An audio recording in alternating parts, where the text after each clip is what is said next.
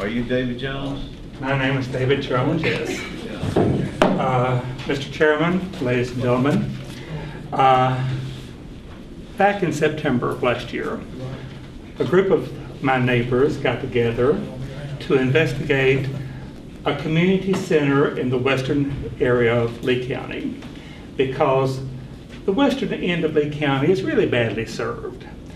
The closest community center available is here in Jonesville, and the trip is kind of a hardship for people that live down on the western end.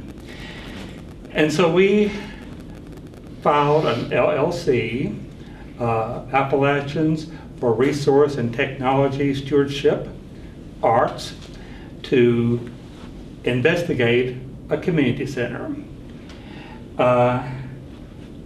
We were able to work with Western Lee County Medical Clinic. They had some money. They had $25,000 in a CD that had been raised many years ago by the Homemakers Club. And that money was sitting there, and they agreed that if we found an adequate building for our community center, they would grant us the $25,000. We found that building, and here it is. This is the building that formerly held Morley Memorial Methodist Church. And this church was the congregation combined with Ingalls Chapel, and left this church fully furnished there. And they agreed to sell that church to us for $25,000. So 2 weeks ago, Appalachians for Resource and Technology Stewardship took possession of the building, and we were able to get electricity and water installed. We have insurance provided, so we are there. The building has a 3,600-foot auditorium. It also has a 9,600-foot meeting room, 2 classrooms, 2 restrooms, an office, and restrooms.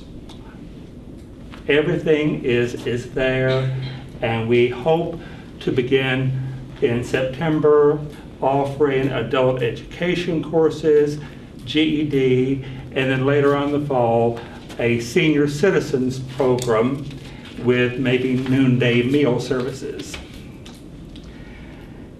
That's what we've done so far.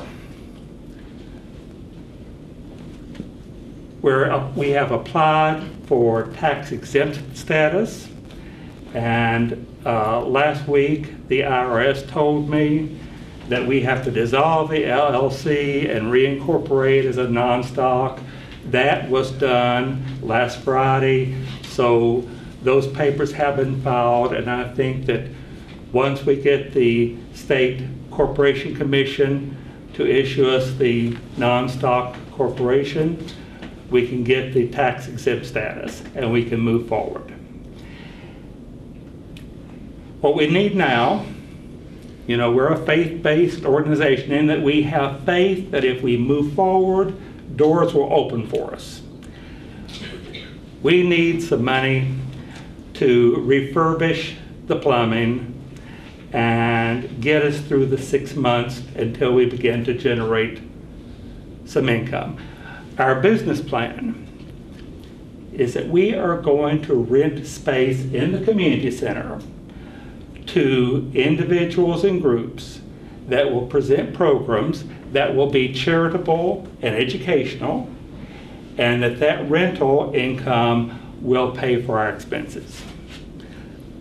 That's our business plan. If we're successful, we're good. If that doesn't work, then we're out of business. But we would like for the board to consider helping us through the next 6 months, and because we have to replace some toilets, do some plumbing work. The toilets work but they're back 1940s toilets and they need to be replaced.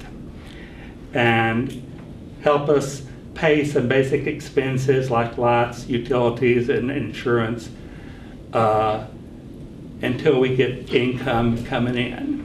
Mr. Jones, how much have you asked? $5,000 will allow us to do the plumbing work we need, allow us to do the cleaning of the building, setting up fiber optic cable for the GED classes, and will give us a little bit of working income, a little bit of working capital over the next 3 or 4 months. Who is in charge? Who's going to be the one that oversees this operation and the money that you're asking for? I am the business manager. We have a board. Miss Sue Crockett, Mr. David Thompson, Mrs. Dawn Davidson,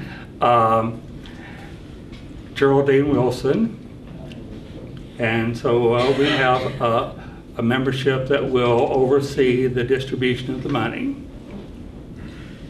Mr. Chairman, I know these people. I've met with them, and the operation they got down there, they're trying very hard to get it up. And it will be good for the people, the senior citizens, the GED talks about.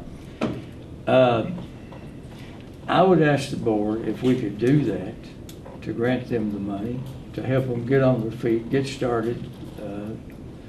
You know, you got to start somewhere, and they're doing. They've gone on a lot of things. You know, trying to get the money to get started. You know, making money, make up money for this, for that. Well, I was asked last Friday at Stickleyville's Community Center, who has been established for 3 years now, and who has been struggling like everybody else for the same thing, for the board to give them $5,000 this year to operate and to do some repairs that needs to be done on the school over there. So, and they do have their 501c3 and the correct corporation that is needed for the operation to be done. So I'm hesitant for me to be able to vote for this when the other organization went ahead and did all the paperwork correctly and are in the same need as these guys are. So I can't vote for it unless we can give Stickleyville some money also. Mr. Chairman, if Yep. I may, Stickleyville has been in operation 3 years and they've done a great job.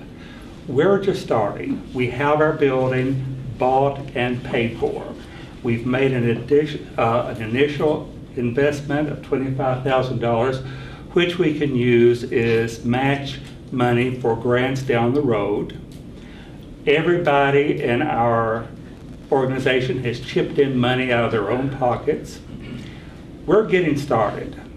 And would it be appropriate for us to come back when we have the non-stock corporation and the tax status? Definitely. That was what I was thinking to suggest to you, that when you get all your paperwork together and when everything is set up correctly, come back to us and we'll the lady I talked consider to in at the IRS office in Cincinnati led me to believe that as soon as I get the non-stock corporation certificate to her office, then that should clear the way. So could we come back and say 60 days and submit this again?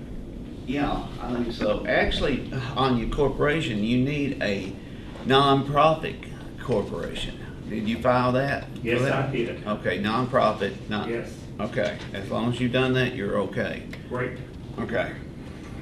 Any more questions? When you get your paperwork and everything, and you get everything together, if it's next month, you can come back to next month's meeting. You get We'll be in touch with you. and you got my vote if you do that. You get everything in line and get everything in order and come back, okay? What more can we ask for? Okay. Thank you very much. Can I say one thing? My name is David Thompson. I think some of you know me. One of the things David Jones had just, I think likely went over. I'm really impressed with the community. I'm aware in my travel for many years that a lot of communities, because of the economic picture, have had to struggle, have had to change their agenda. I talked to Robert about this, Robert Smith, and I understand your hesitation. We do have and the IRS admitted it to us, I think last week, that we have an EIN number which puts us into the directly in line to get this 501(c). One of the things I noticed was, and I spoke to a gentleman yesterday in Middlesbrough, asked me, do we have some place where veterans can meet? And as I'm standing here now, I know that veterans have no place. They're staying in their houses. They hope they can get 2 or 3 guys to go because Jonesville has been very aggressive, and so is Pennington Gap. ARP, I spoke to them, and they would like to establish some kind of ground level here instead of, because my wife and I have gone to Big Stone Gap, which is a long trip. Though I have nothing wrong with Weiss County, I think it's another stunning place. Can't get over the mountains here.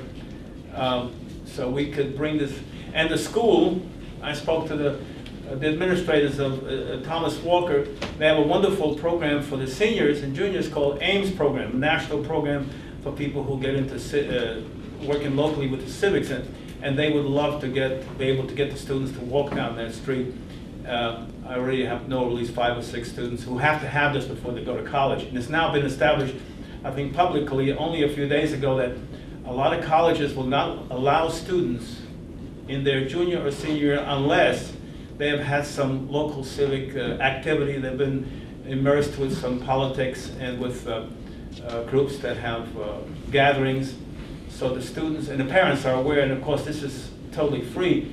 The AIMS program that I spoke to administrator, Thomas Walker, said they're very, very excited. They would also like to know when we get up so they can go and help us set up the kitchen areas and of course the theater areas generally, because the location is what Thomas Walker has been looking for some time. Thank you for your... One more question. Yes. You do have your federal ID number? Yes. Yes, sir. Okay. Yes. And we will, the IRS lady told me that I would have to apply for another one under the corporation and void the one that we have under the LLC. So I'll be reapplying for a federal name. Thank you. Thank you. Yeah, go ahead. Speaking of tourism, we feel we have an exceptional auditorium there. If we can establish a pretty consistent performance with Mr. Appleby, who's been working with the Lee Theater, he is eager to come in for the and establish the White Rock Players. If we get musical events that are pretty frequently performed, we could get on the Crooked Road. We feel a farmer's market could take place there. I feel certain that I could have lots of art classes there.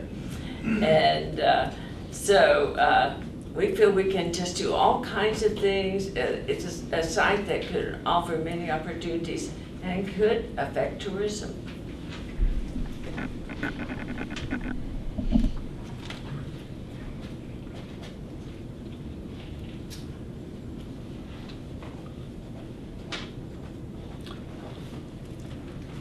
All right, do we have another delegation here?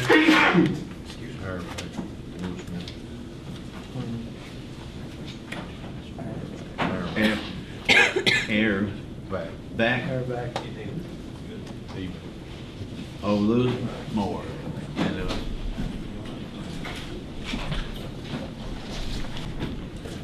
Mr. Chairman, members of the board, Ms. Muncie, Ms. Hughes, of course, Mr. Poe.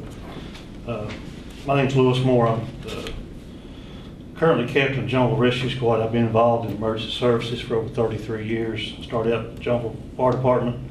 A couple years later, become an EMT. Took a couple of classes and advanced on up. Approximately 10 years after that, helped get Jungle Rescue Squad started.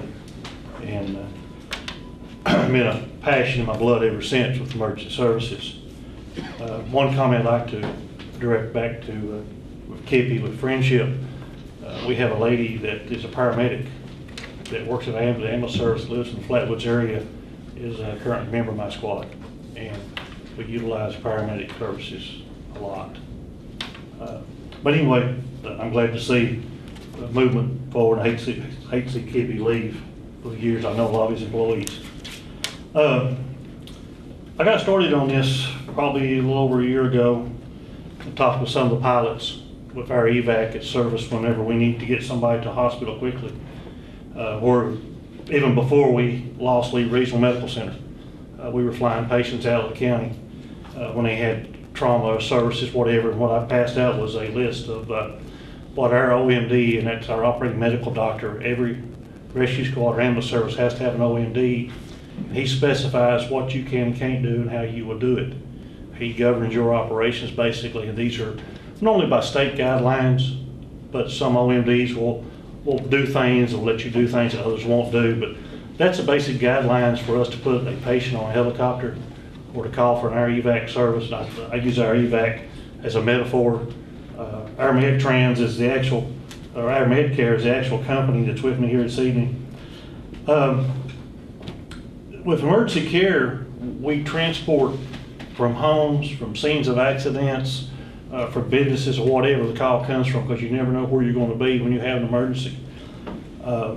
Most times we can do that with an ambulance by ground, take them to our local hospital or nearest facility that you want to go to. Sometimes we can't get you there fast enough. We don't have the time to drive that far, and that's where the air services come in.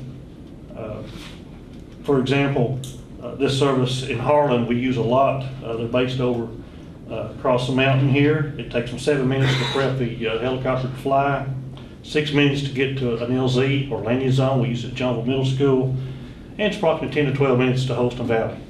So you got about a 25-minute time from the time we call in to the patient could be at Holston Valley. And if you ever drove from here to Kingsport, you can't do it in 25 minutes.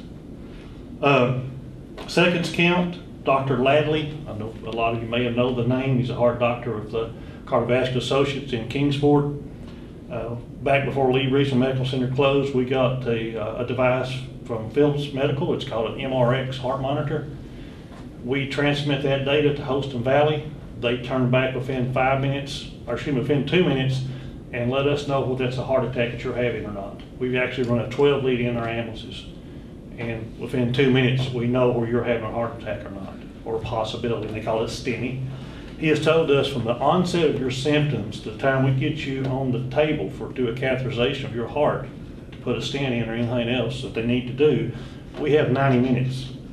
And he can get you back home the next day, or if it's before a certain period of time, he can get you back home that evening, and you go back to work the next day.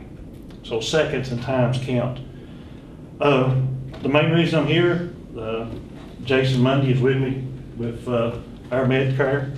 He's the area director for membership, and Megan McLahan is the local membership. We recently signed up with Megan to cover every member in our rescue squad and our board of directors for full coverage under the MedCare. And I'll let them explain what all that takes care of. What I'd like to do is go ahead and let Jason and Megan come on up and say a few words, and I'd like to return, Mr. Chairman, if you wouldn't care. I got a little, I call it shock and awe, and I'll let them do the awe, and I'll give you the shock on some of the details of what it does, if you wouldn't care, please.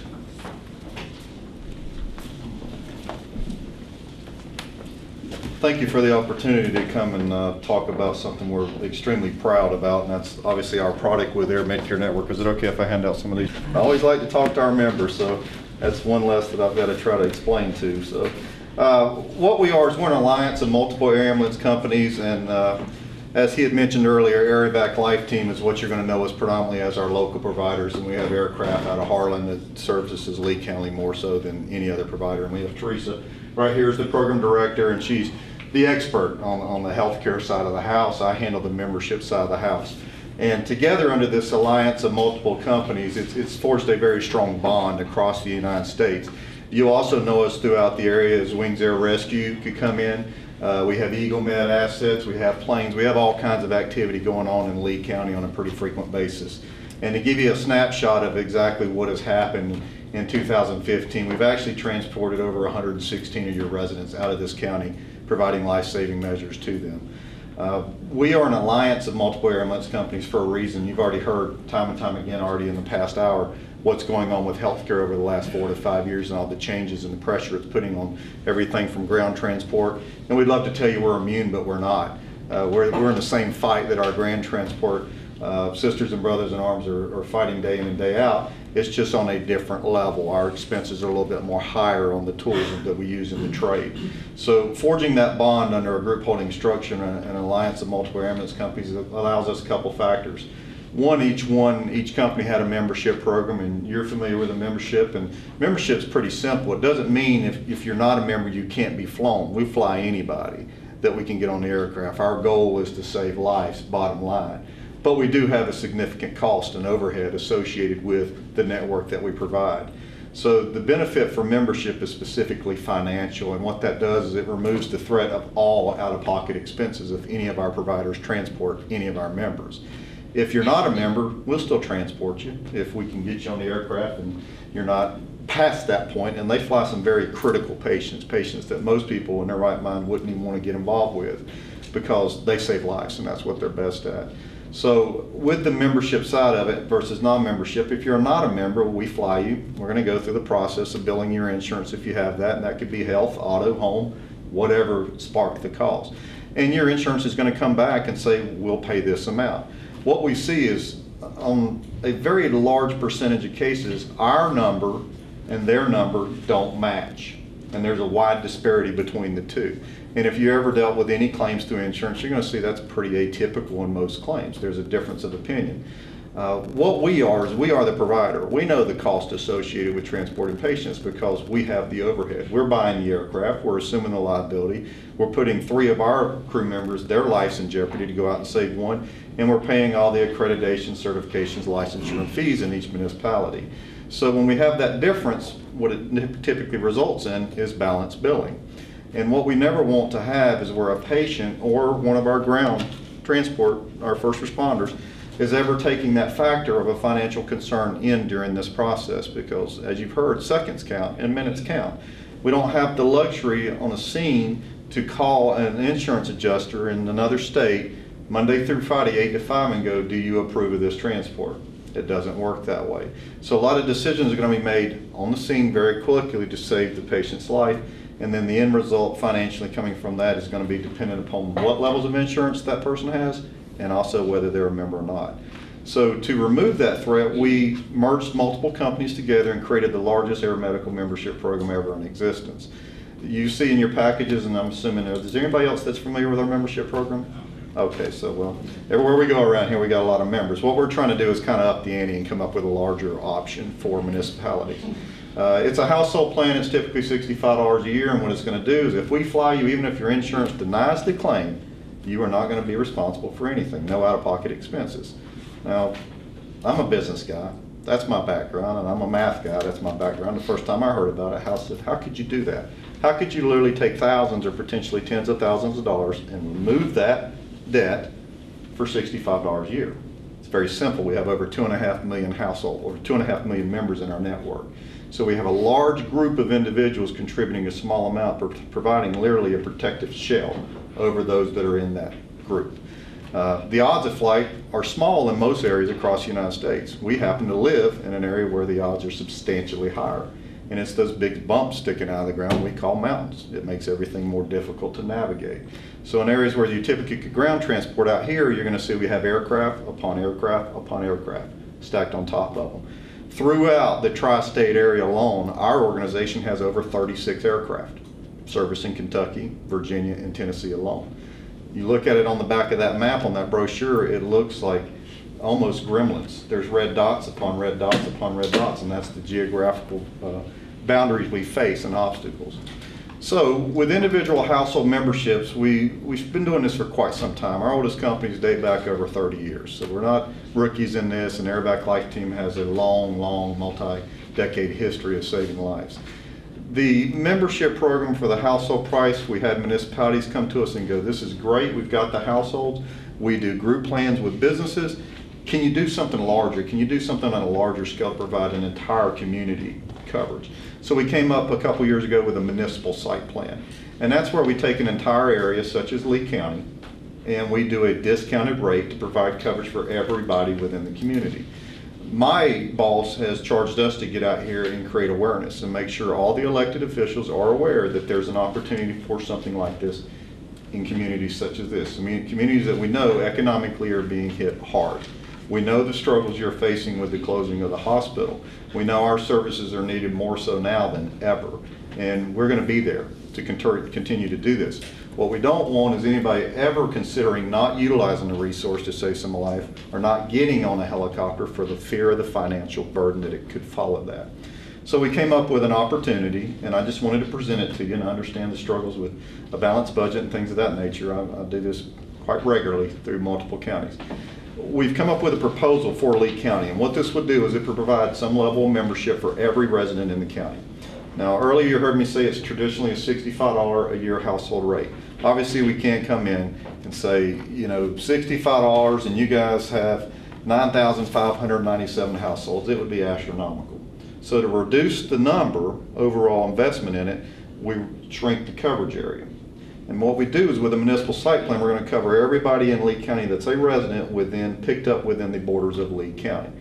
The price for that equates to $4.29 per person per year. So it's a substantial savings, and it's going to provide an economic impact to the municipality itself. Earlier you heard me talk about 116 flights coming out last year. Does anybody know what the average cost of flight coming out of this territory is to the trauma centers? None? Okay. The average cost, you're looking at tens of thousands of dollars. The typical patient that we're going to transport is going to be exposed to about half of that or more out-of-pocket expenses.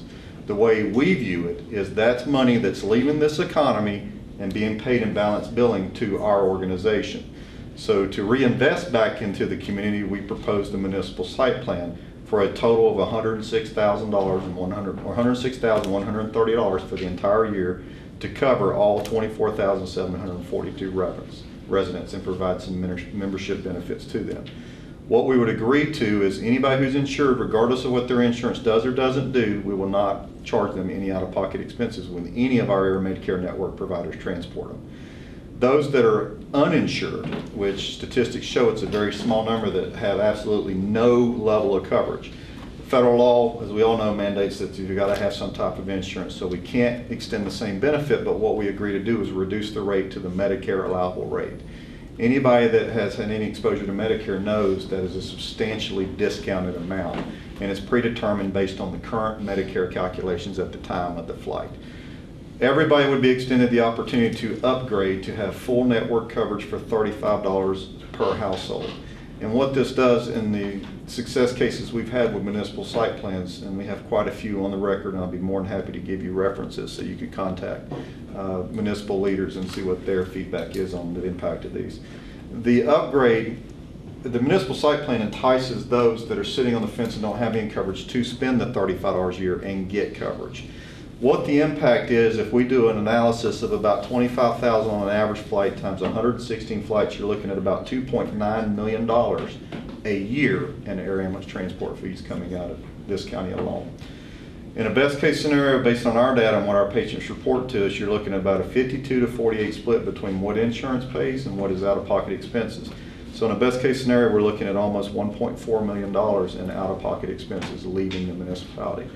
The investment of $106,130 allows that money to stay here. Let those residents reinvest in the communities, move to the next level, become a homeowner, become a small business owner, so on and so forth.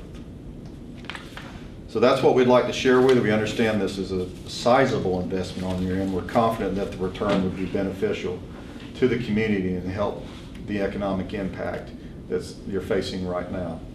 Do you have any questions for me? Now, the 106,500, that would just be for in-county transport. In-county If transport. you live in Lee County, that would cover all in-county. Yes, sir. Now, we could look at a clause since you don't have a hospital, and your ground crews may be transporting to, what's your? Lee Regional. Okay. Or excuse me, to Lonesome Pine. Yeah, I was about to say, I thought that was. Yeah, it's Lonesome. Okay. Lonesome Pine. We could look at possibly adding that as an addendum, that if he's ground transporting a patient and he crosses the county lines and that patient goes downhill real fast needing an air ambulance transport, we could look at adding that in there if the medical scene originated here in Lee County. The upgrade, the $35 that we historically see all the residents jump on board, and we spend a lot of money marketing this, a lot of newspaper ads, radio, literally being in the community, making sure they understand the benefit. If they're flown anywhere outside of that, that's where that full network coverage. And we have over 240 aircraft in 32 states. $35 is basically the $60-some home plan you have. Yeah, if you look at the, Discount rate. it is, and that'll give you a substantial discount, because what we're looking at is $11.06 per household. The $35, so effectively we're coming back and going, hey, what is traditionally $65 a year, if you fund the municipal site plan and the residents do the upgrade, it goes down about $20 per household times, potentially 10,000 possible households that are in the area. So it's a significant impact. We've seen direct results. We've literally activated these plans and started flying people 3 hours later under this plan. And we are more than willing to sit down and talk to you about payment terms. If it's not budgetable right now, lump sum, we will discuss monthly, quarterly, things like that to activate the plan. Again, we want to reinvest. We have our crew members live in these surrounding communities. It's important for our livelihood to be here, and we do not want anybody ever jeopardizing their health because of a financial concern. But we do have to have a bottom line to continue providing services and operate.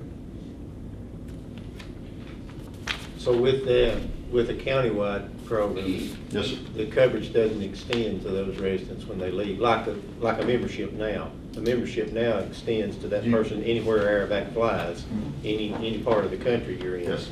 Under this plan, if I drop my plan and I'm in Alabama and have an accident, and you've got coverage there, I'm not covered there because I'm not in Lee. Not unless you did the $35 upgrade. Right. So the benefit to those that aren't members right now will save a lot of money.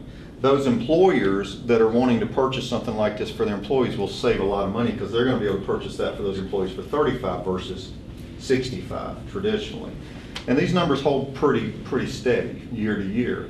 Now, the 116 flights that we actually accomplished, there's a lot more flights. There's a lot of flights that are happening for residents that happen after they've delivered to the outlying hospitals or the trauma centers. The medical need doesn't stop there. A lot of those patients are picked up and transported to burn centers out of state and other things. So the 116 is a conservative number based on last year where we had some pretty drastic weather patterns that reduced our flight capability. So I would tell you, if you think 116 shocking, don't even consider what the true numbers can be. We can't control the weather, but we know last year was a bad one as far as visibility and stuff and the ability to fly. Jason, did you think there was 190-some calls last year? Yeah, there are actually 192 requests that came specifically out of this county. Just for our evac? Yeah. There's two other services that we could call upon. Just us. Yeah. Yeah. And we have the potential to bring the network, and that's what the network does, is it strengthens numbers. It's multiple types of aircraft. You have the rotary assets that Teresa Supervisor does a phenomenal job. In inclemental weather or longer transports, we have the fixed wings that can come out of Kentucky or South Carolina, land the airplane there. The upgrade option will cover all that. And we've seen every type of scenario from a newborn to a 96-year-old patient, from local flights going all the way across the country for transplant flights. This membership program covers that. And I've heard frequently about my insurance covers this and I have all these layers. I can't find the plan that covers what the true cost is. I've been looking for it. And I'm begging people to show it to me because I will tell everybody about it for free. We just see the gaps exist between us and the insurers. And this is our way of trying to fill it. The only difference is not only are we providing the membership and the financial benefit, we are actually providing the flight service. So it's one-stop shopping, if you like to consider it that way. Any other questions? And if you'd like to take some time to look at it and you'd like for me to come back, my information's in the folder, please contact me. I'd be more than happy. I'm more than happy to pull any data or provide personal testimony or references to anything that would help you make a good education. for the city. I would like to see, as far as expanding it out due to us not having a hospital, Okay? what your company would be willing to do as far as something happening in Lee County. Because, you know, we've got I know. Middlesboro, you're talking 3 miles probably outside the county. You know, Lonesome Pine, it's just a few miles, and some bad case, you know, Holston Valley on some of the closer surrounding hospitals, if that would be included, then Okay. that would probably help. If you can give me a list of traditional hospitals you deliver to, and within your radius, I'll be certainly willing to take that to our corporate office and see if they entertain that. And the number is, if you think this is beneficial, and you want to provide something like this to the residents, and we're far apart on the number, please come back. Let me know where you're at, and let us sit down and see if there's anything we can do to try to come to a happy medium, because this is an investment in Lee County, this is an investment in us, and it's an investment in the saving lives for the residents.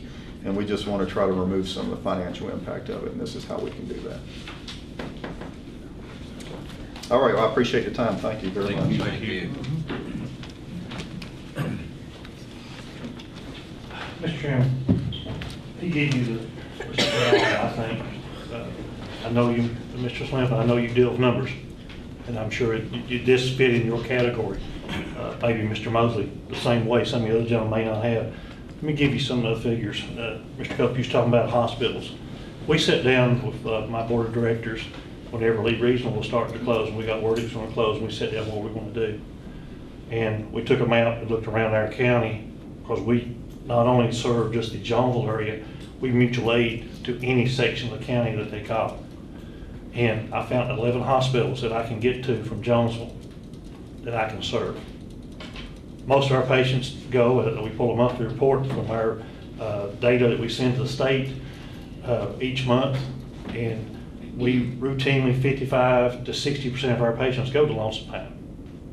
The next greater percent go to Holston Valley. Our OMD has told us that he wants us to take them where they appropriately need care. The national MS standard says that you will take it to the nearest appropriate facility for that medical need. That's the reason we transfer or carry a lot of our patients to Holston Valley. Mr. Paul and I, myself had a discussion the other day about some of this going on. There's been concern in the community. Let me give you a couple things. A lady that I've known all my life, and I know her son and her husband, a couple years ago had a stroke. Now, everybody knows how everybody hates, excuse my language, they hate Wellmont because they closed their hospital. This lady stayed in her house from early in the morning till about 9 or 10 o'clock that morning having a stroke. When I got to her with my crew, and I took a couple medics with me, the 3-hour window, as you notice on the sheet there for getting somewhere with a stroke, was already gone because she did not want to go to a Wellmont hospital. She figured she was going to Wellmont. We ended up getting a helicopter. We flew her to Johnson City Medical Center. And sadly, over several years, she lived a pretty decent time, but she was affected by the long term of that stroke. She finally passed away. He was talking about the cost of the flight. I had a gentleman we picked up here, it's been probably about 3 or 4 weeks ago, a county employee. Thought he was having a heart attack. He demanded to go to Holston Valley. He said, I can't take the pain. I want you to get me to Holston Valley. I want you to fly me to Holston Valley. His son married a good friend of mine's daughter, and we got talking about how he was doing. He's doing fine. Ended up not being anything to do with his heart. He got the bill, it was $28,000. Now I know Jason didn't quote you any figures on what it cost him, but $28,000. Mr. Slim, that's what, 4 times that, 4 flights would be the $106,000 that they've offered the plan for. Now, I know the county's in financial crisis, I understand that. Everybody in the county is, we're all going through economic impact. 4 flights, that's 100 and what? Some flights that we get, quote, free. You know, do the math. A couple examples what it takes us. I picked up a lady the other night. She was in bad respiratory failure. We took her to Lonesome Pine where she wanted to go, or her family wanted her to go. She couldn't speak to us. It took me 31 minutes from just below Flatwoods intersection to get to Lonesome Pine. I had police escort through every red light in the county. It took me 31 minutes to get to Lonesome Pine. Within an hour, they transferred her by local ambulance by ground ambulance to Bristol Medical Center. She's still on the ventilator today. That's been over a week and a half ago. 31 minutes. I picked a gentleman, Nathan, I know you know this gentleman. We picked him up at his house. He was talking to us. A friend had called him. He didn't answer the phone. He went to him, and he was just what we call altered mental status. Didn't know you, all this kind of stuff. We got there. The guy let us in. We got talking to him. We finally talked him into going to the hospital. We got him on the ambulance. We took off to Holston Valley with him, where he really need to go. He's got cancer. He's got a lot of health problems. And I said, we need to go to Holston Valley because that meets that criteria for the need. I stopped. He started going downhill once we got past the courthouse. His health was deteriorating. His breathing was dropping. I stopped in Duffield and picked up a ALS provider from Duffield at the intersection. She gets the back of the truck. She looks at him, looks at the signs on it. Within 30 seconds, she says, get out of here now. It took me 41 minutes from his house to Holston Valley to get him over there. And I was doing everything I could do with my truck. And I stopped and picked up a medic. Flew one out last night, thanks to the fine folks at REVAC. We were coming back from Lonesome Pine. Got a call from the patient's daughter that she had a pacemaker. We'd actually had hauled her to Holston Valley for her chest pain. I called her, asked her, first thing I asked her, I said, Debbie, does your mom have REVAC insurance? She said, yes. When she first told me no, and her mommy said, yeah, I've got the insurance. I said, okay. I said, we may be flying her. I called dispatch. I said, call and see if you can get me a helicopter. See if you got one available. They hollered back before we got to the house. There's one available. They're on standby. They'll be ready. Just let me know. We get to the house. I walk in. She's white as a sheet. Her blood, she had a pacemaker put in. It wasn't operating right. Her heart rate was down to like 45 beats per minute. We put her in a helicopter down here at Jungle Middle School and got her out of here. Not only did we get her there faster, she had a paramedic and a flight nurse that could treat her better than my advanced EMT can. They can give her better drugs and stuff. And like I said, I know the county's in a financial struggle. I wanted to bring this to the board back in January or earlier than that when I got talking to Megan and them, but I thought let the board get, the new members get some growth under their feet to see what the county operates at. But I think it's a worthwhile system. Like I said, we've covered our employees on it, and I'd like to see the county work in that direction at some point in time to get that. The other thing, last thing I'll close out with this is, I hope we get our hospital back, because it'll save the wear and tear on our vehicles. I've got two ambulances, one is a 89, one is a 2006, I got 2013. My 13's got over 86,000 miles on it. We got in April, hospital closed in October 13. $200,000 is what it cost me to replace that truck. Even if we get our hospital back, this insurance will pay for anybody has to be flown out of Lee Regional when we get, or whatever we'll call it when it comes back. I think it's a worthwhile trip. I utilize it when I have to. I don't overutilize it, but it's a well worth service. Any questions, John? I think you've explained it pretty well. Appreciate your time. I know most of you. Appreciate the service and things y'all do for the community. Appreciate that. Thank you. Okay, next is approval of distributions. Hear a motion?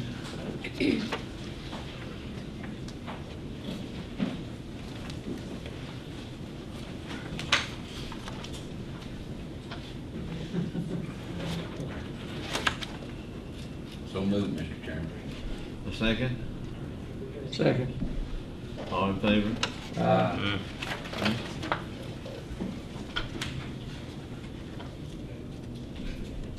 Okay, finance.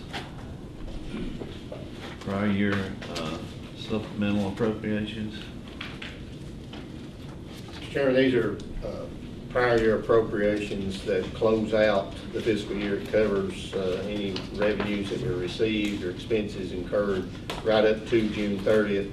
Some things may be incurred that had happened a little earlier in the year, but we didn't have all the data and everything together. So there's just a total there of $38,316, but most of those are covered by revenues that have come in through the year. You see the revenue source on those, all of those are covered by by revenues. None of that's coming out of reserve. That's coming out of last year's budget, you said? That affects last year's budget. Yeah, it's adjustments to last year's budget. Okay, do I hear a motion to approve? So moved. Second? Second. All in favor? Uh, Okay. Next one is prior year budget transfers. Yes, sir, and this again is nothing, requires nothing from reserve. It came from our miscellaneous and contingency line item that was already budgeted, a total of $19,289.79 that was needed to cover various overages in individual departments, individual line items in individual departments. Those are all listed on one page.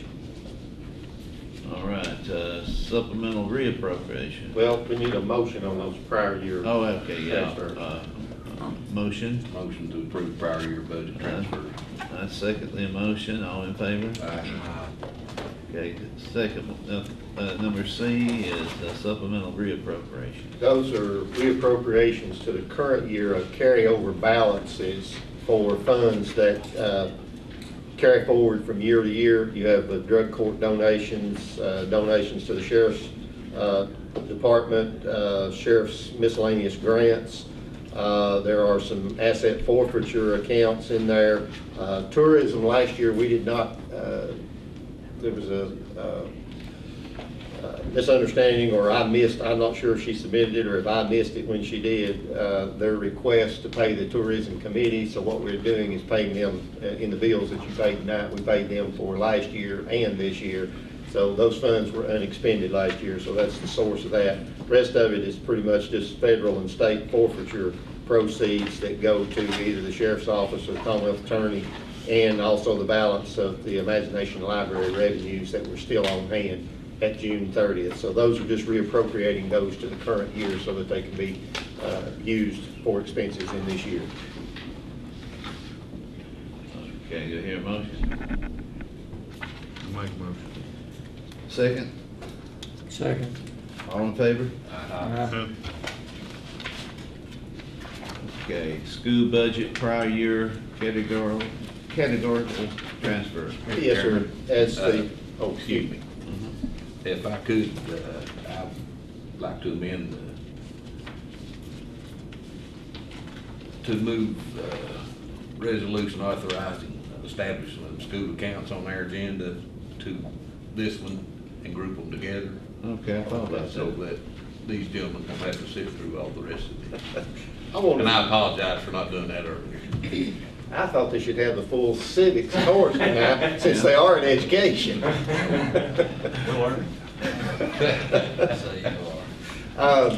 The first on that then, Well, we need to vote on that. yeah, well, yes, excuse me. I'll make that motion that we amend it to group these two together. Second.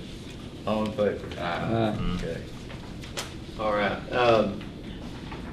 The first will be the prior year categorical transfer. As Superintendent Austin advised you at the June 23rd recess meeting, they were going to be requesting a categorical transfer of a portion of their budgeted funds for the fiscal year just ended. And per the attached budget recap, it'll be the last page in that, well, I don't have that one. I got the cover of that. Well, wait a minute. Yeah, it's there. The third page in what your handout there gives you the individual categorical budgeted appropriations for the year, and then shows you what the actual expenditures were. You'll notice that the majority of all the accounts were underspent. There were only two that were overspent by category, that being administration, attendance, and health, and the health insurance fund.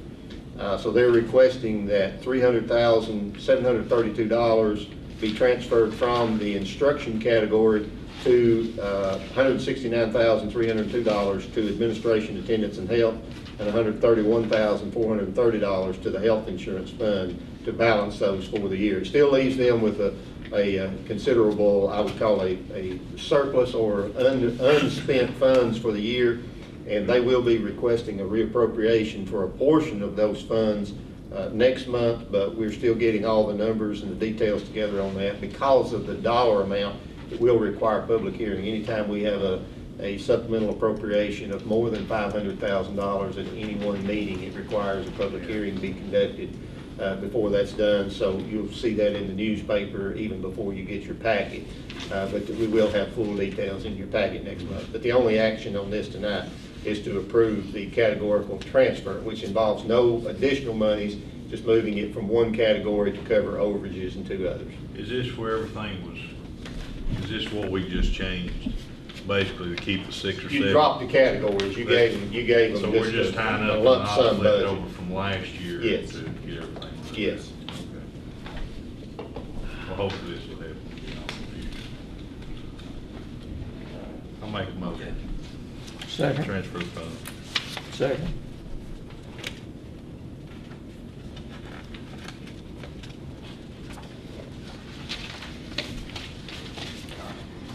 All in favor? Aye. And Mr. Chairman, in the second part of that, forgive me, I'll have to jump down to that. We also discussed during the budget process of possibility of establishing, well, no, we did that later. I'm on a different fund, excuse me. The school board, at their meeting on July 14th, and I'm assuming, we haven't talked about this, they did approve this, correct? Yes, sir. Okay. I did not get confirmation, but I assumed it would be approved. They considered and approved a request to establish accounts at individual schools for the purchase of instructional supplies. This will basically provide them a more streamlined purchase process for the materials that are needed at the schools, and should also result in more prompt payments to their vendors. All the expended funds must be properly accounted for before any additional funds will be transferred to the individual school account. And in order for the school board to implement this policy, state code requires approval by the governing body. There is a resolution in your packet for your consideration on that matter. There's also a copy of the state code that requires your approval. That would be resolution 16-025. It simply grants approval to them to establish accounts at each individual school for instructional supplies. Mr. Chairman, I make a motion that we approve resolution 16-025, authorizing establishment of school board accounts. Second. All in favor? Aye.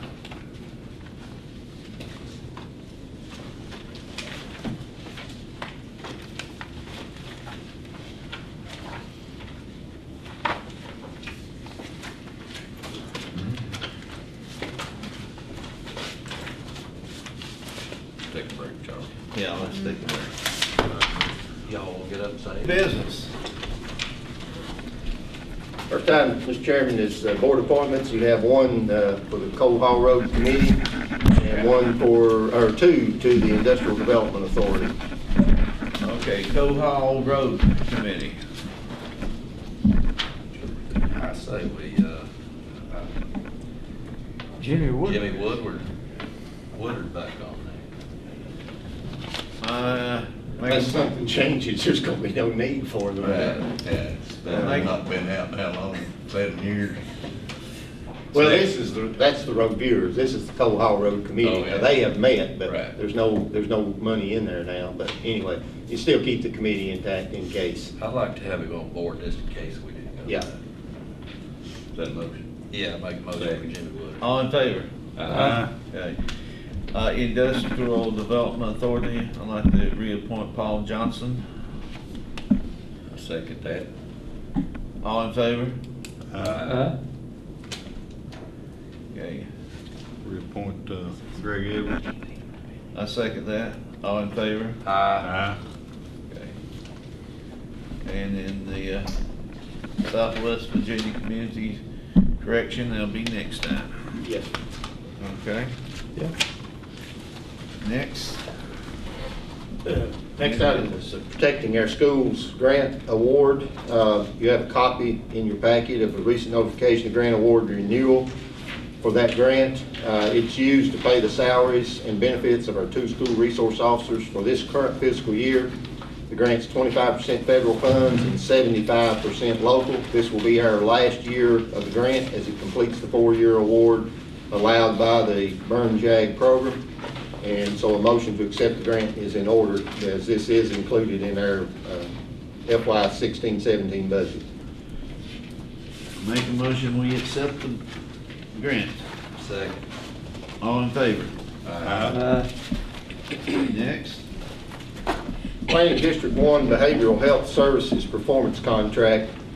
The PD1 Behavioral Health is responsible for providing, or for the provision of behavioral and developmental services for the Planning District 1 region. State code requires local approval of their biennial performance contract with the state for these services. They have submitted the enclosed performance contract for fiscal years 2017 and 18 for your review and approval. There's also a resolution enclosed which would give approval for the contract for your consideration on approval on that. Community Service Board negotiates this contract with the state. We have 2 representatives on that board, but this is a requirement of state code that it be approved by the local bodies as well. Motion to accept the performance contract, PD1. Second. All in favor? Next. Oh, We have, resolution 16-023, I'm sorry. okay, all right, we'll correct that. Next item is a memorandum of understanding for an acid mine drainage treatment project.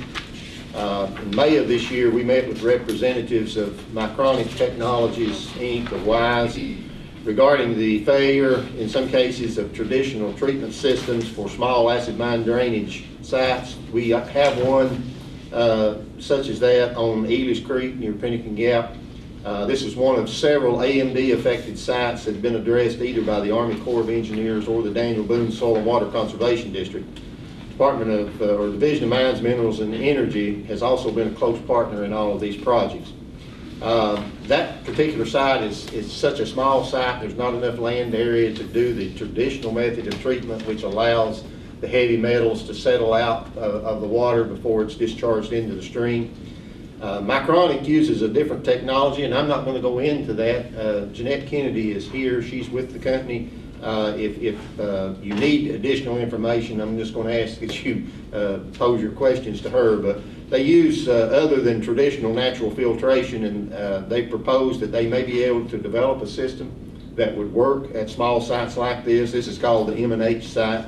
They would like to enter into a memorandum of understanding with the county and the Division of Mines to allow them to enter this site for sampling and treatment purposes, and then develop a treatment system that would bring the mine drainage to an acceptable level to release it into the local water stream. This would be a pilot project. There's no obligation basically to the county other than to give them access to the site and allow them to pretty much experiment and use us as a guinea pig to see if they can come up with a technology that will do this. There is within the MOU, it's not mandatory that we have to purchase anything, but there would be an option if the pilot is successful that the county could purchase that system to use at that site.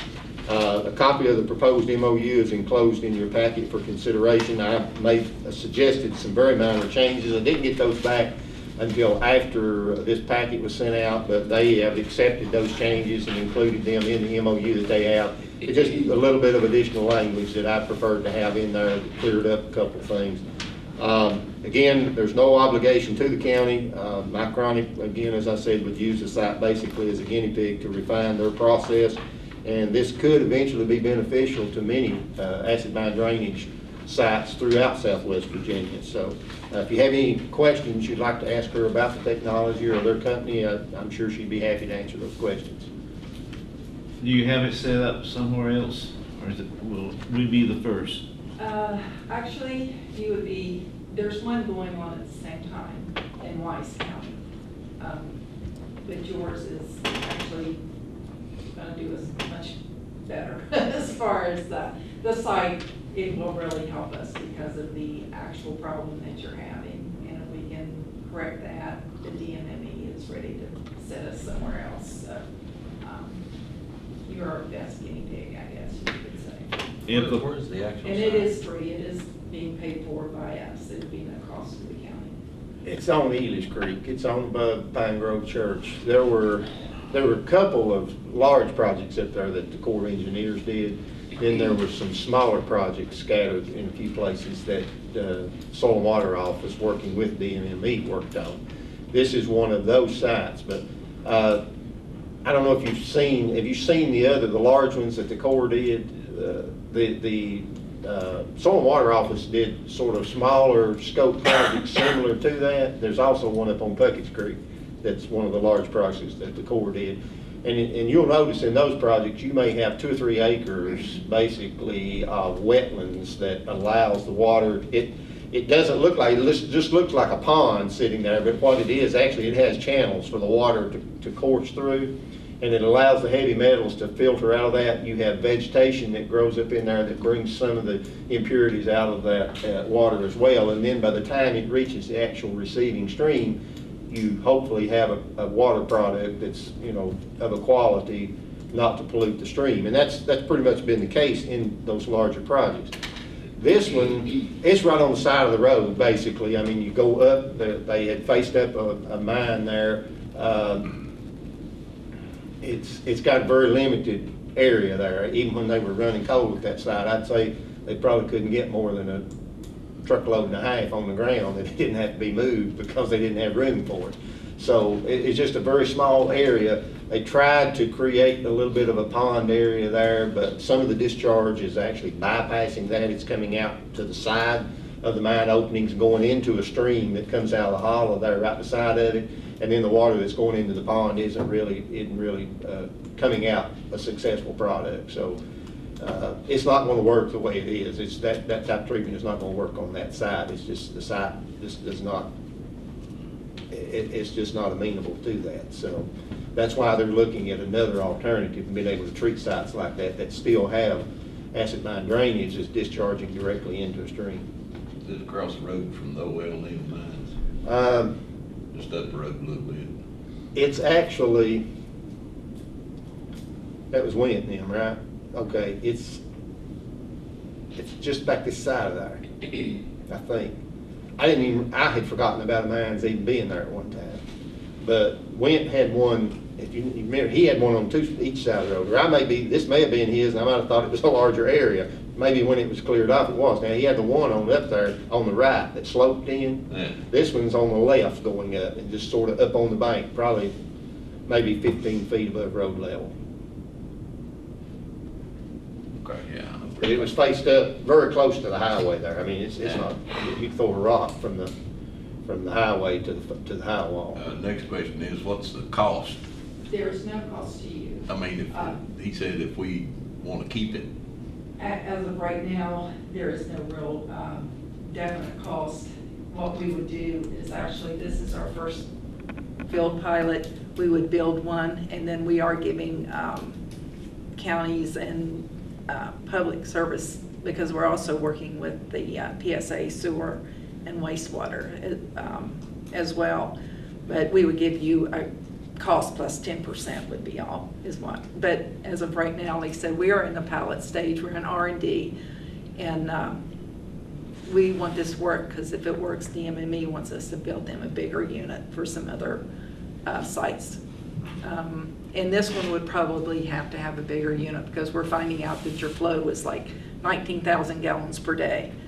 But we will only be treating a side stream, because when you treat water and you discharge, you can't have it purely clean, because your little critters in the stream need so much to live on. So we can't take out all the minerals, but we will be just doing a portion of it, a percentage, mixing it, and then putting it back in the stream.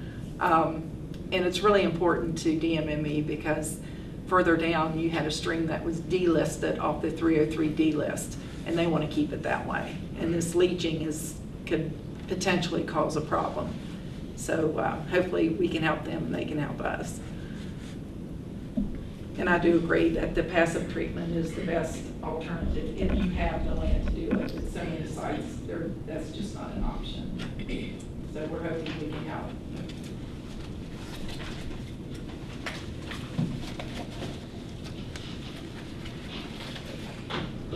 No further discussion. I make a motion that we accept the MOU for the acid mine drainage treatment with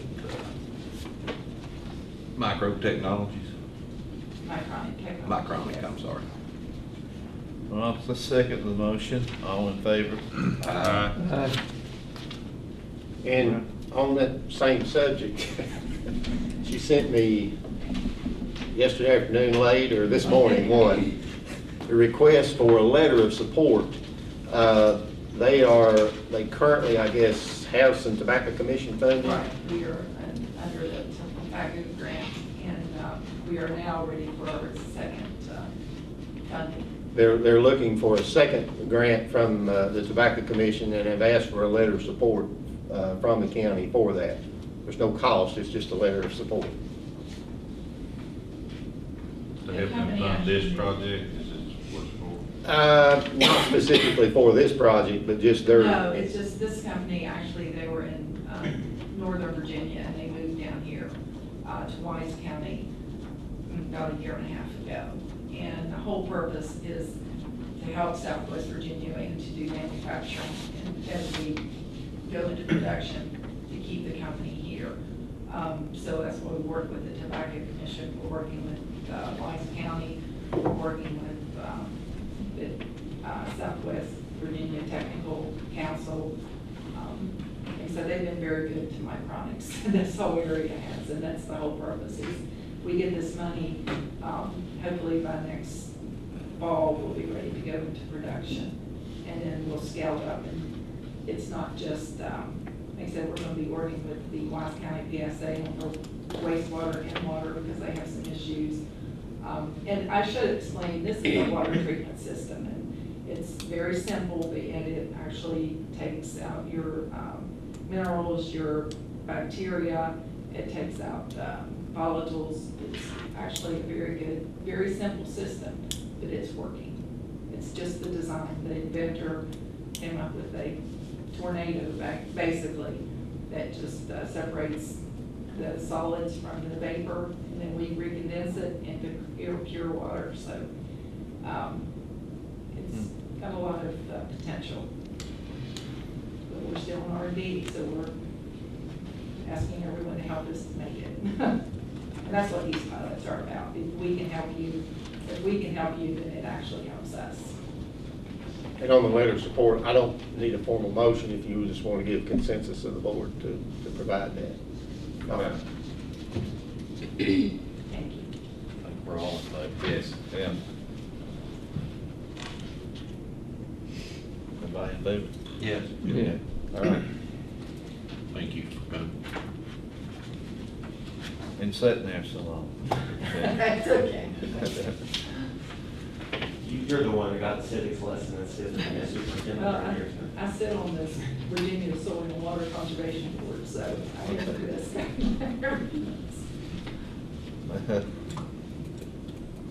Mr. Chairman, the next item of business is the state budget reforecast. This is just for informational purposes. I wanted you to be aware. State revenues fell short of the projections for the fiscal year just ended. Because of that, we've been advised that raises budgeted for compensation board funded employees may be in jeopardy. These raises were scheduled to take effect December 1 of this year. The revenue shortfall triggers a reforecasting of the state budget, and a final report will not be available until after the House Appropriations, House Finance, and Senate Finance Committees meet on August the 26th. School employee raises for some employees are also included in this potential loss of funding. And again, this is for informational purposes only at this time, and I'll update you as I have more information coming out. The schools, I think the governor's probably going to go to bat for the schools to retain their funding. But when they reallocate state revenues for this year's budget, they'll have to make reductions somewhere. So we'll just have to wait and see what the full effect of that is. We've budgeted for those raises, but if the state share of those do not come through, typically we would not provide them. They're provided as a match. So 266 million shortfall. I forget the actual amount. They can have up to a 1% shortfall, but this was 1.5%. So that's what triggered the reallocation and the reforecasting. So we'll see what they come out with. The next item is the World War I and World War II Commemoration Committee. We received a letter from the Virginia World War I and II Commemoration Commission regarding planning of programs and events to commemorate the anniversaries of these two wars and to honor their veterans. They're requesting that all localities participate and create a committee for this purpose. They requested that we notify them by July 1 of our point of contact here. Unfortunately, even though their letter was dated June the 15th, it did not get in our office until June the 29th, so that's why it has not come to you prior to this time. It's not mandatory, but if the board wishes to participate, we will need to appoint a committee as soon as possible. They do have some recommendations of the types of people they would be looking for to serve on a local committee on that in the letter that's attached to that. Also, they had some informational sessions that were being presented around the state. I think there were 5 or 6 of those. I forget exactly. There were 6 of them. 4 of them have already passed. And the closest one to us is in Blacksburg tomorrow. In the event that the board does want to participate in this, I didn't have anything on my calendar, so I have penciled that in. The date had not been set, but I contacted the lady last week, and they had set that for 3 o'clock tomorrow, so it's something that I could get to and back in the same day. So if you want to participate, I'll be happy to attend that meeting and get the information that I can and bring it back. Bye-bye.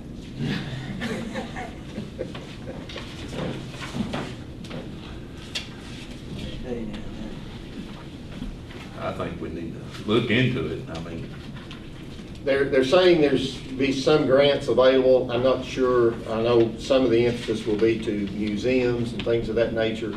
I know we have the Veterans Memorial Wall here in Lee County over at Cumberland Park.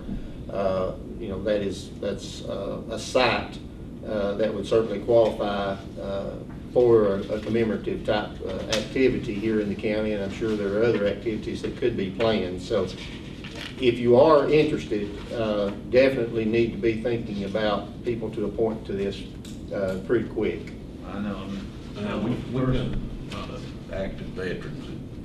I don't think we do. How many people they want on this committee? Well, that's up to you, is how many you want on the local committee. They're just saying that to the extent possible, local planning partners, and it doesn't mean those people have to be on the committee, but the partners they're looking for, of course, in the administrative office, the tourism office, museums and historic sites, veterans organizations, educators. So, you know, that gives you some idea of the type of people that you could look to participate in this. So. And I would say probably 7 people, maybe up to 9, but I wouldn't get any more than that. That'd be my suggestion. Just, you know, try to hold it at a number that you get reasonable participation from. So if you go ahead and meet them all, though, you might get some more input. Yeah, I can try to gather. I may be able to see what some of the other areas are doing, the type of people they're appointing to their committees or something like that. But, Well, I think anything we can do to honor any of the vets, I mean, World War I, World War II, was always known as the greatest generation anyway. Sadly, some people don't even know what all was done. So I think anything we could do to honor them would be very good. well, I will plan my day tomorrow to be there. So, But maybe you could just, if there's a few people there, maybe if they've got a organization already set up, make suggestions on numbers and some of the people they got, maybe we could piggyback off of some of them. Just, you know, get started anyway. I'll try to, once I get back, I'll send out some updated information to you and let you know, give you a better idea of the type of individuals maybe be looking for.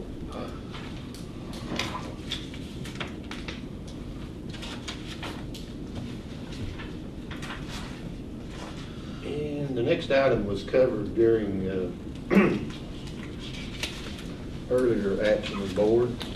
The next item is a request for economic development funds. We'll request a closed session for that under investing in public funds. I also have another item regarding the hospital authority under that same code section, and also have a matter under personnel that I'd like to discuss in closed session. If I could, I had a couple of other, well, one other item really at this point, and that is the final pay request for the extension office addition and renovation work.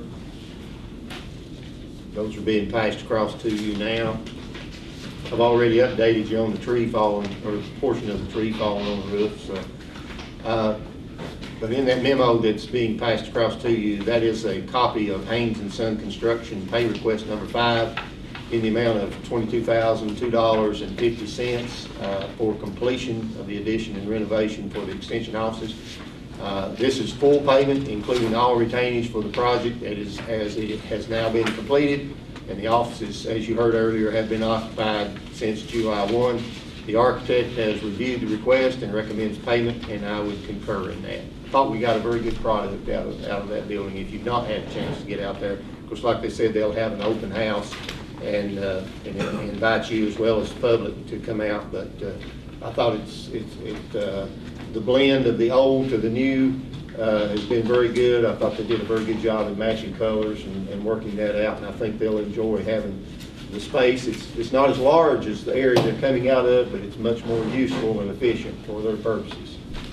They have a good parking lot, ample parking there right in front of the building, and of course we've placed a storage building there to help them keep items that they don't have room for in the building that they transport at various times. So I would ask for your consideration of approval of that pay request.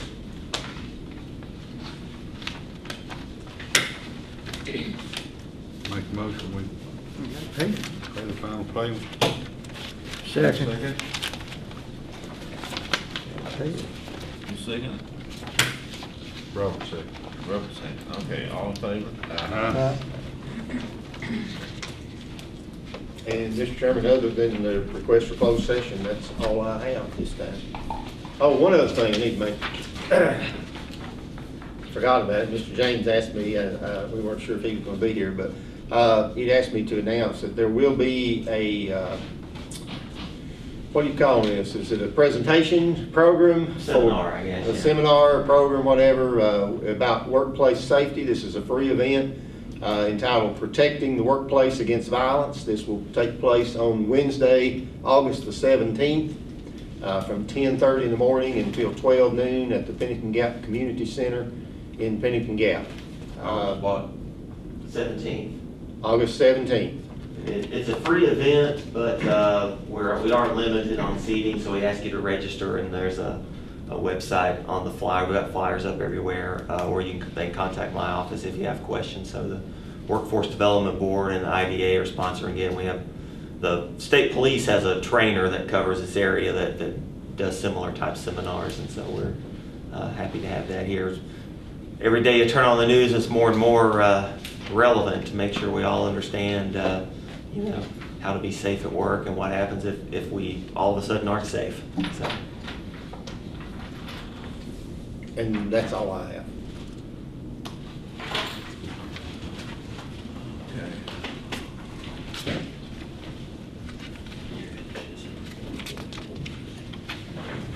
Okay, You want to do the bridge thing and get that over with? If you want to go ahead and do the bridge names, Get that done before that'd we be go fine, to yes. session. Y'all agree with that? Yes.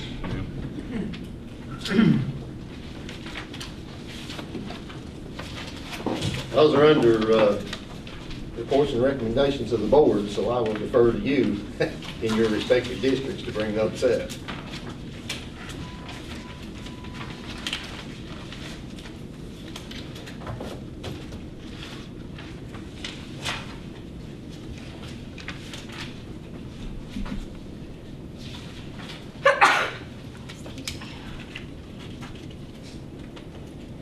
Mr. Smith, yours is first, if you want to address that.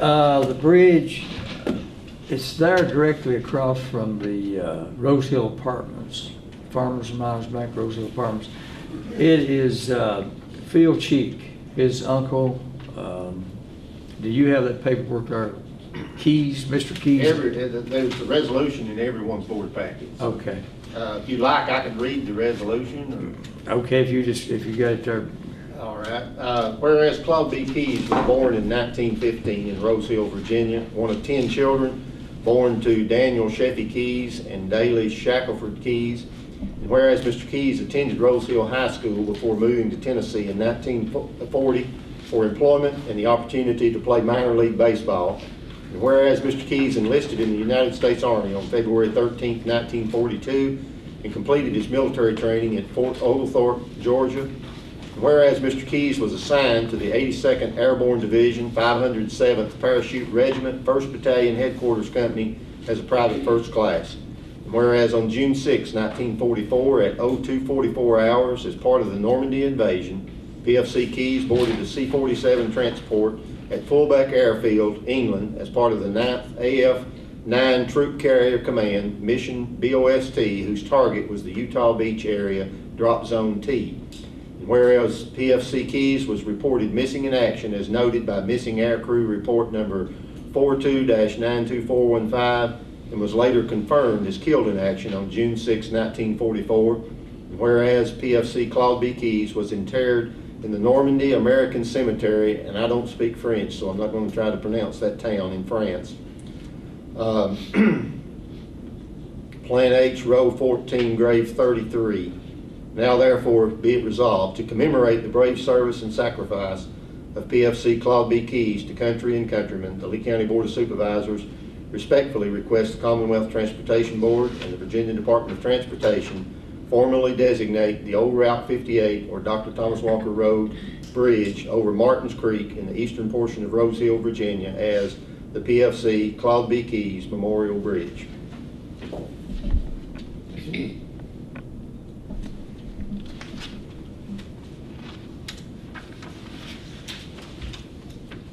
I make the motion that we approve for this PFC Claude B. King Bridge to be named after him. Here a second. I'll second. Any discussion? If not, all in favor? Aye. The resolution. Oh, you're reading very well. All right. Doing good, John. Let me just say, I tell you, maybe it was because partially of the other matter, the other item of business regarding the World War I and World War II veterans. This got to me when I was preparing these. It really did. When you think about the sacrifice that so many men made. Right. The next resolution, whereas Reed Williams was born March 5th, 1940 near Jonesville, Virginia, the son of George E. Babe Williams and Ola DeVault Williams. And whereas Mr. Williams graduated from Jonesville High School in 1957 and joined the United States Army, serving in the 82nd Airborne 504th Parachute Infantry. And you notice you heard those same numbers in the previous resolution. Obtaining the rank of sergeant before his honorable discharge in 1963. And whereas during his military service, Mr. Williams joined the paratroopers to earn the extra jump pay in order to send this money home to his parents for the care of his handicapped brother, Howard White Williams. Mr. Williams continued his passion for the care of the handicapped throughout his lifetime by making numerous charitable contributions, and for 15 years gave his brother a birthday party featuring Jim and Jesse and the Virginia Boys. He also established the Howard White Williams Scholarship Fund at Mountain Empire Community College, Milligan College, and the University of Virginia College at Wise for handicapped students only in memory of his brother. And whereas Mr. Williams operated as a construction contractor business in Northern Virginia for many years before returning home to Lee County in 1981 to establish Old Virginia Hand-Hewn Log Homes Incorporated with his wife Judy Huff Williams, delivering over 1,500 homes to 35 states and donating fellowship halls to 2 local churches as well as restoration work for others. Old Virginia is currently headquartered in Pennington Gap and employs approximately 30 local residents. Mr. Williams also established Axe Handle LLC, a land developing company whose profits were donated to the Shriners Hospital for Crippled Children in Greenville, Tennessee. And whereas Mr. Williams remained supportive of the United States military throughout his lifetime and was instrumental in the design, fundraising, and construction of the Lee County Veterans Memorial Wall located at Cumberland Bowl Park in Jonesville, Virginia. Over $300,000 was raised for this project, which displays the names of 197 servicemen from Lee County killed in service to their country, as well as nearly 2,000 bricks with the names of Lee Countyans who have served their country. And whereas Mr. Williams was a member of numerous military, civic, and charitable organizations, including the 82nd Airborne Association, 504th Parachute Infantry Regiment Association, Preston Lodge number 47, Miles Lodge number 167, Martin Station Lodge number 188, McPherson Lodge number 99, Powell Valley Shrine Club, Jericho Shrine Temple, Kazim Shrine Temple, Order of the Eastern Star, Powell Valley Chapter number 13, Sons of Confederate Veterans, American Legion, Lee County Optimist Club, Woodway Ruatan Club, Lions Club, VFW Bugler, and others. Now therefore be it resolved to commemorate the life of Reed Williams, the Lee County Board of Supervisors respectfully request the Commonwealth Transportation Board and the Virginia Department of Transportation formally designate the Route 640 bridge over Schaefer Creek just east of Route 643 as the Reed Williams Memorial Bridge. Thank you, Mr. Poe. I will make a motion that we approve resolution 16-027, to name the bridge over 640 over Schaefer Creek, just east of 643 is the Reed Williams Memorial Bridge. I'll second.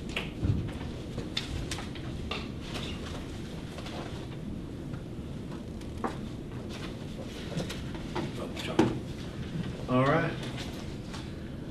Move that we go into court. We need a vote on that. Okay, all in favor? Aye.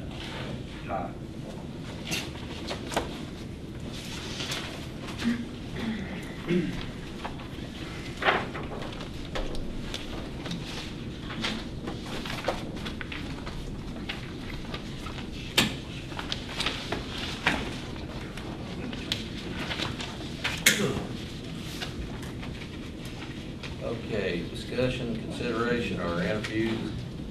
Okay, just 2.2-3711 A.1. Employment personnel, and 2.2-3711 A.6. Investing of public funds contract. I second that. All in favor?